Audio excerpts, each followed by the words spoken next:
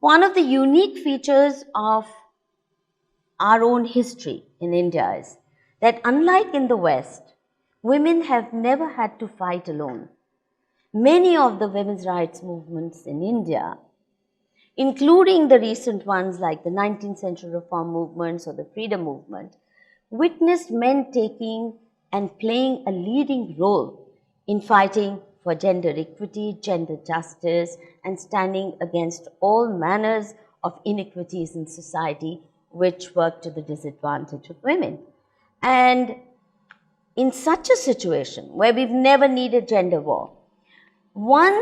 if women start both misusing laws that are enacted for their protection and worse still, justifying their existence, then I think women lose moral credibility, which is our strongest weapon.